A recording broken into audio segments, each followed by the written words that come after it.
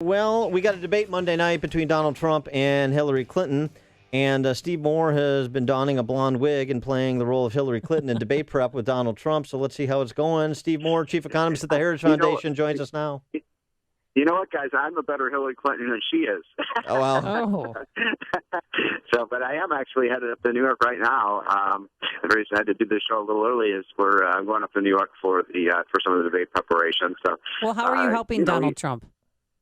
Well, first of all, I mean, he's got to he's sticking to the economy, sticking to the lousy, performance of Obama and Hillary in terms of jobs, in terms of economic growth, in terms of development. And, he just has to stick that message because every poll over the last 3 years has shown, economy and jobs are 1 and 2, and then terrorism is number 3.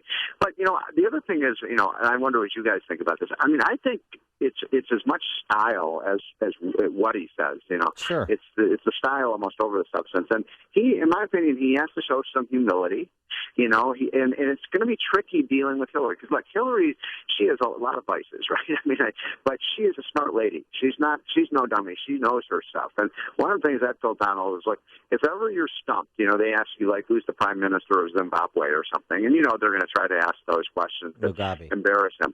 What I would say is, I'm not really sure about that answer. Why don't you ask the professional politician, Hillary Clinton, and just keep drilling that she's a professional politician and he's a businessman? Because the truth is, you use her experience as actually a liability, and it is. I mean, she's been a creature of Washington for 30 years. That's the problem. Well, so she knows every head of state, their names, their children's names, and yeah, we'll see about that. But here's the thing. So that's part of it, right? The base of knowledge and the intricacy of knowledge, like the names and the places, right?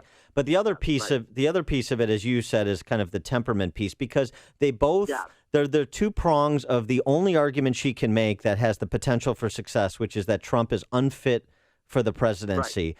And so it seems to me he's got to have kind of a thematic, whether it comes to his tax and spend plan or job creation, and be room temperature in delivering it. Yeah.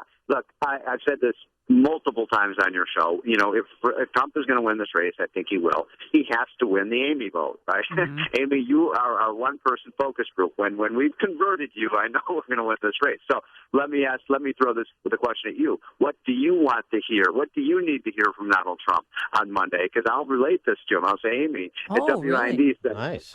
So no, where he stands, where he stands on national security. That's what I want to hear about, and I would love for national security issues, because that's what a lot of people are afraid. I mean, what I keep hearing from my liberal friends is you want him to be in charge of nuclear weapons. You want him to carry the football. You really trust him. And I keep telling them he'll surround himself with smart people. He won't just. Well, I know what smart person he's surrounded himself with. Stephen Moore. Steve Moore. You know it. Steve, tell your friends that Steve Moore is going to be carrying the football.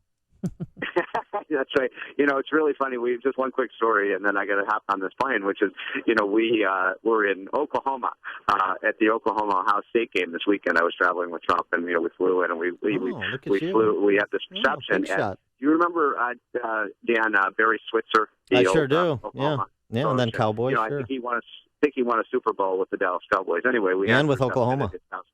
Yeah, pardon? No, I'm just kidding. Go ahead. Yes, tell your story. and anyway, so we're at his house, a beautiful house, 3 blocks from the stadium, and before the Ohio State game, and he's a grizzly old, intense, football coach even to this day, even though he's probably in his late 70s now. And he came up to Donald Trump, and I was standing next to Trump, and he says, he loves Trump. He's a big conservative. He said, Donald, you cannot fumble the football. You cannot fumble the football. 2 hands. And that was his advice. I thought it was pretty good advice.